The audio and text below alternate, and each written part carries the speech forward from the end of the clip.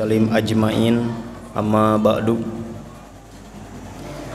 Pertama-tama marilah kita panjatkan puji syukur kehadirat Allah Subhanahu wa taala yang telah melimpah rahmat dan hikmahnya sehingga kita bisa melaksanakan sholat isya dan sholat sunnah tarawih berjamaah di Masjid Asy-Syidiq yang penuh barokah ini. Salawat dan salam semoga senantiasa tercurah kepada Nabi kita, Nabi akhir zaman, Habibana wa Nabiyana Muhammad Sallallahu Alaihi Wasallam, yang tidak lupa juga kepada keluarganya, para sahabatnya, dan sampai kepada kita sebagai umatnya yang insya Allah kelak akan mendapatkan syafaatnya pada hari akhirat nanti. Amin ya rabbal alamin. Bapak Ibu jamaah sholat isya dan sholat sunnah tarawih yang berbahagia, pada kesempatan kali ini izinkan saya menyampaikan beberapa hal penting sebagai berikut. Pertama, untuk sholat sunnah tarawih malam hari ini yang akan berkehendak sebagai imam ialah Al-Mukarram Bapak Ustadz Daden Komarudin. Alhamdulillah beliau sudah berada di tengah-tengah kita, serta juga beliau bertindak sebagai imam sholat subuh dan pengisi kultum subuh. Yang kedua, sebagai informasi, pendapatan infak kenceleng pada hari ke-12 Ramadan sebanyak Rp375.000, serta total pendapatan infak kenceleng sholat sunnah tarawih dari malam pertama hingga malam ke-12 terkumpul sebesar Rp3.320.000. Kami dari DKM Asy-Syidiq mengucapkan jazakumullah khairan kasiran. Semoga Allah Subhanahu wa taala membalas dengan rezeki dan pahala yang berlipat ganda. Amin ya rabbal alamin. Dan waktunya saya persilakan.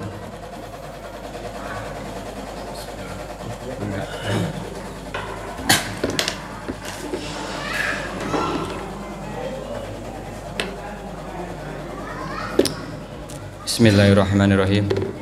Assalamualaikum warahmatullahi wabarakatuh.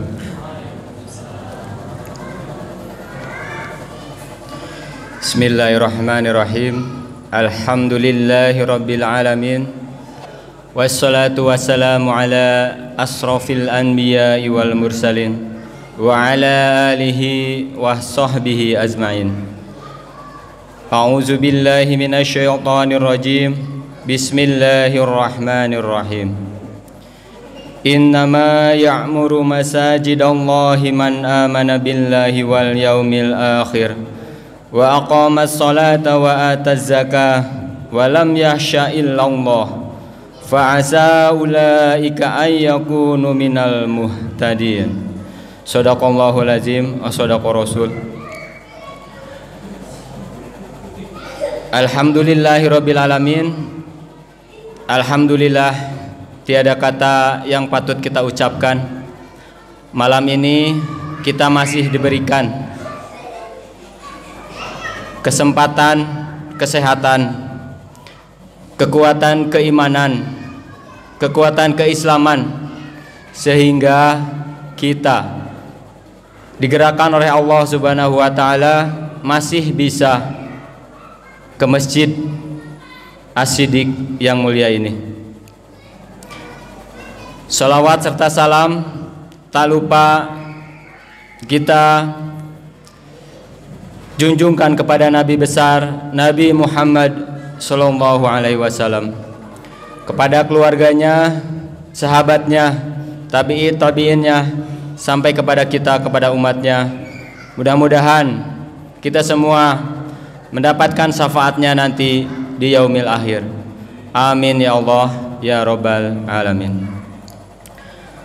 Malam ini panitia menginformasikan tema yang akan coba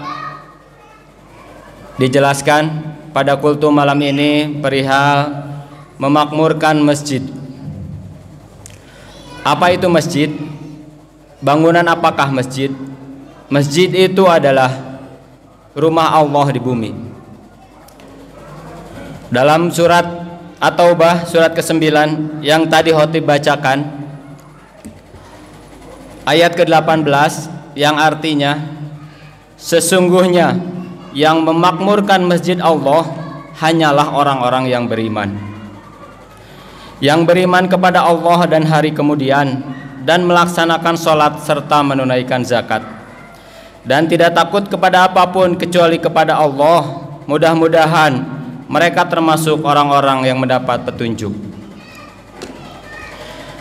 Jamaah taraweh rahimakumullah, di surat At-Taubah ayat ke-18 ini Allah menerangkan bahwa sesungguhnya orang-orang yang memakmurkan masjid hanyalah orang-orang yang beriman.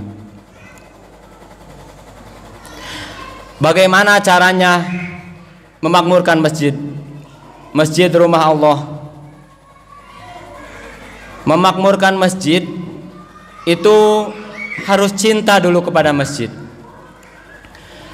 Nanti di yaumil akhir ada 7 golongan, yang mana salah satu golongannya yang akan mendapat naungan, tidak ada naungan kecuali naungan dari Allah. Salah satunya adalah orang yang memakmurkan masjid, orang yang memakmurkan rumah Allah. Alkisah, ada seseorang, ini kisah nyata, mungkin bisa kita ambil pelajaran. Kurang lebih tidak terlalu tua, ya kurang lebih berumur 50 tahun. Anak-anak mohon Mas Halim bisa dikondisikan. Kurang lebih 50 tahun beliau mengidap penyakit. Kisah nyata. Yang sakitnya itu menyebabkan beliau tidak bisa bangun dari tempat tidur. Karena temannya tahu bahwa temannya sedang sakit dan tidak bisa bangun, jadi apa-apa dia di tempat tidur. Kemudian dia menengok, si fulan ini menengok temannya yang sudah lama berbaring di tempat tidur. Karena sudah lama tidak bertemu, kemudian mengobrol, kemudian datanglah waktu asar. Waktu asar datang, Allahu Akbar, Allahu Akbar. Sedang asik ngobrol, kemudian si fulan ini minta pamit, tapi tidak pamit pulang karena mungkin masih kangen. Saya pamit dulu untuk ke masjid karena mendengar suara azan dekat dengan rumahnya.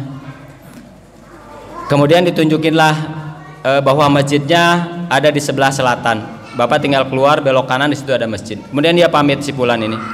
Pamitlah si fulan ini untuk pergi ke masjid untuk menunaikan sholat asar. Habis dari sholat asar, dia datang lagi ke rumah si fulan itu. Pas ketika datang, yang sedang sakit itu yang tadinya bergembira sebelum dia meninggalkan sholat, kemudian dia menangis. Dia menangis melihat temannya pulang habis dari masjid sebelah rumahnya. Wahai fulan, kenapa menangis, katanya.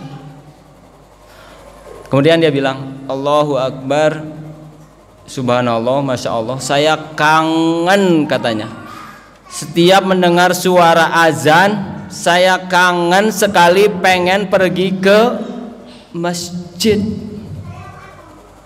Dia menangis tiap mendengar suara adzan karena pengen pergi ke masjid. Nah, mungkin kisah ini bisa menjadi pelajaran bagi kita yang masih diberikan kesehatan oleh Allah Subhanahu wa taala. Saat ini kita masih bisa menggunakan motor atau berjalan kaki untuk pergi ke masjid yang terdekat. Nah, apakah kita mau menunggu sampai nanti Allah sudah tidak mengizinkan lagi pergi ke masjid seperti yang terjadi pada si fulan ini? Mudah-mudahan sepenggal kisah ini bisa menjadikan pelajaran bagi kita semua, dan lanjutannya nanti kita sambung lagi di kultum pada subuh. Sekian, terima kasih. Assalamualaikum warahmatullahi wabarakatuh.